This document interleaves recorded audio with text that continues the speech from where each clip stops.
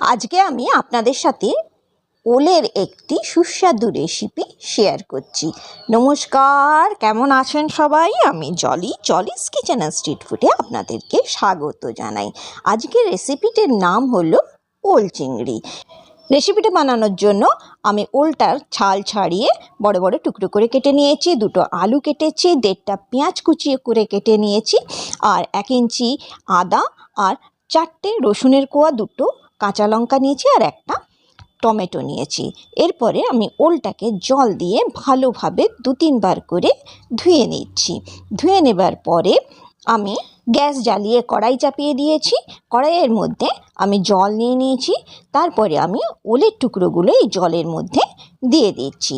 দেবার পরে আমি এর মধ্যে 1 চামচ নুন দিয়ে দিচ্ছি। নুন দিয়ে দেবার পরে আমি এটাকে ঢেকে মিডিয়াম টু লো ফ্লেমে সেদ্ধ করতে দেব ওলটাকে। দেখুন 5 মিনিট পরে আমি ঢাকনা খুলেছি, ওলগুলো আমার প্রায় সেদ্ধ হয়ে গেছে।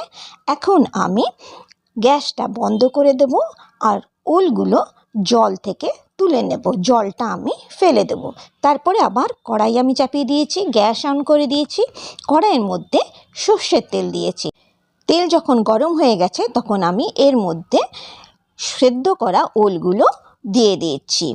তেল আপনারা পরিমাণ মতন বুঝে দেবেন। কেউ কম তেলে রান্না খেতে চাইলে কম তেল দেবেন, কেউ বেশি তেলে রান্না খেতে চাইলে একটু তেল বেশি দেবেন। এখানে আমি ওলটাকে লাল করে ভেজে নিচ্ছি। দেখুন এখানে আমার ওলগুলো লাল হয়ে গেছে। আমি এখন তেল থেকে ওলগুলোকে উঠিয়ে নিচ্ছি। এখন আমি ওই তেলের মধ্যে আলুগুলোকে ছেড়ে দিচ্ছি।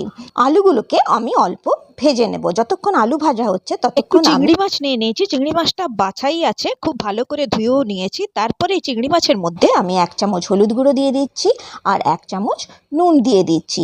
দিয়ে দেবার পরে আমি চিংড়ি মাছের মধ্যে নুন হলুদ ভালোভাবে মাখিয়ে এটাকে সাইডে রেখে দিচ্ছি। দেখুন এখানে আমার আলুগুলো ভাজা হয়ে গেছে, একটু রং চেঞ্জ হয়ে গেছে। আমি আলুগুলোকে এখন তেল থেকে উঠিয়ে নিচ্ছি। এরপরে আমি ওই তেলের মধ্যেই চিংড়ি মাছগুলোকে দিয়ে দিচ্ছি। দিয়ে দেবার পরে চিংড়ি মাছগুলোকেও আমি অল্প কালার চেঞ্জ হওয়া অবধি ভাজবো, বেশি ভাজবো না। বেশি ভাজলে চিংড়ি মাছগুলো শক্ত হয়ে যাবে। দেখুন এখানে আমার চিংড়ি মাছ ভাজা হয়ে গেছে, চিংড়ি মাছ একটু লাল হয়ে গেছে। এখন আমি চিংড়ি মাছগুলোকে তেল থেকে উঠিয়ে নিচ্ছি। তারপরে এই তেলের মধ্যেই আমি একটা তেজপাতা দিয়ে দিচ্ছি, একটা ছোটো এলাচ, 2টো লবঙ্গ আর একটা দারচিনি দিয়ে দিচ্ছি। দেবার পরে এর মধ্যে আমি পেঁয়াজ কুচি দিয়ে দিচ্ছি। পেঁয়াজ কুচি দিয়ে অল্প পেঁয়াজগুলোকে আমি ভেজে নেব যতক্ষণ না পেঁয়াজের কালার চেঞ্জ হচ্ছে। পেঁয়াজের একটুখানি কালার চেঞ্জ হয়ে গেলে তারপরে আমি পরবর্তী মশলা দেব। দেখুন এখানে আমার পেঁয়াজের কালারগুলো চেঞ্জ হয়ে গেছে। এখন আমি এর মধ্যে 1 চামচ আদা, রসুন আর কাঁচা লঙ্কা বাটা দিয়ে দিচ্ছি। দেবার পরে সব একসাথে খুব ভালোভাবে আবার কষিয়ে নিচ্ছি। মশলাটা কষাতে কষাতে একটু শুকিয়ে গেছে, সেই জন্য এর মধ্যে একটু জল দিয়ে দিচ্ছি। এরপরে আমি গুঁড়ো মশলা দেব। প্রথমে আমি 1 চামচ হলুদ গুঁড়ো দিয়ে দিচ্ছি। তারপরে আমি 1 চামচ লঙ্কার গুঁড়ো দিচ্ছি, 1 চামচ জিরের গুঁড়ো দিচ্ছি আর 1 চামচ ধনের গুঁড়ো দিচ্ছি।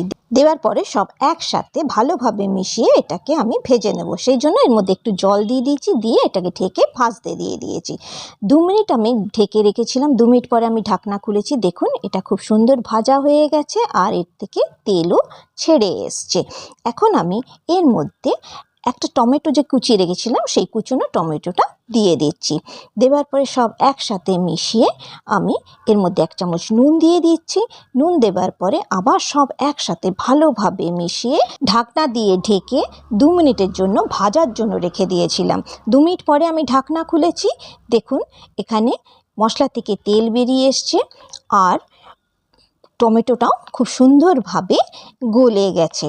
এই সময় আমি ফ্লেমটা মিডিয়ামে রেখেছিলাম। এখন আমি এই মশলার মধ্যে আলু আর ওল ভাজাটা দিয়ে দিচ্ছি, দিয়ে সব একসাথে খুব ভালোভাবে কষিয়ে নিচ্ছি। এই কষানোটা যত ভালো হবে তরকারিটা কিন্তু খেতে তত সুন্দর লাগবে। দেখুন এখানে আমার আলু আর ওল কষানো হয়ে গেছে। এখন আমি এর মধ্যে পরিমাণ মতন জল দিয়ে দিচ্ছি। আপনারা যদি ঝোল খেতে চান তাহলে জল বেশি দেবেন, আর যদি মাখা মাখা খেতে চান তাহলে জল কম দেবেন। এই তরকারিটা কিন্তু মাখা মাখা খেতেই সবচেয়ে বেশি ভালো লাগে, তাই জন্যে আমি আলুটা সেদ্ধ হবার জন্য যতটুকু দরকার ঠিক ততটুকুই আমি জল দিয়েছি। এখানে আমি নুনটা চেক করেছিলাম, নুন একটু কম আছে, তাই হাফ চামচ নুন দিয়েছি। দিয়ে আমি এটা ঢেকে 5 মিনিটের জন্য রেখে দিয়েছিলাম। 5 মিনিট পরে আমি ঢাকনা খুলেছি। দেখুন এখানে আলুগুলো সব সেদ্ধ হয়ে গেছে, ওল তো আগেই সেদ্ধ হয়ে গেছিলো। আমার রান্না প্রায় শেষের দিকে। এখন আমি এর মধ্যে ভাজা চিংড়ি মাছগুলো দিয়ে দিচ্ছি। দিয়ে সব একসাথে খুব ভালোভাবে মিশিয়ে আবার এটাকে আমি ঢেকে 2 মিনিটের জন্য রেখে দিচ্ছি। 2 মিনিট পরে আমি ঢাকনা খুলছি। দেখুন রান্নাটা দেখতে যত সুন্দর লাগছে, গন্ধও কিন্তু খুব সুন্দর বেরোচ্ছে। এই ওল চিংড়ির তরকারিটা কিন্তু ভাত রুটি দুটো দিয়েই আপনারা খেতে পারেন। এরপরে আমি ওপর থেকে 1 চামচ গরম মশলার গুঁড়ো ছড়িয়ে দিচ্ছি। দিয়ে সব একসাথে আবার ভালোভাবে নেড়ে নিচ্ছি। নেড়ে নেবার পরে আমি এটাকে ঢাকা দিয়ে 2 মিনিটের জন্য রেখে দেবো আর গ্যাসটাকে বন্ধ করে দেবো। তৈরি হয়ে গেল আমার ওল চিংড়ি রেসিপি। আজকের রেসিপিটি যদি আপনাদের ভালো লেগে থাকে তাহলে নিশ্চয়ই আমার চ্যানেলটিকে সাবস্ক্রাইব করবেন, বন্ধুদের সাথে শেয়ার করবেন আর একটি লাইক নিশ্চয়ই করবেন। আপনারাও এইভাবে একবার ঘরে ওল চিংড়ি রেসিপি বানিয়ে দেখবেন, খেতে খুব সুস্বাদু হয়। একবার বানালে আপনাকে ঘরে বারবার বানাতে বলবে।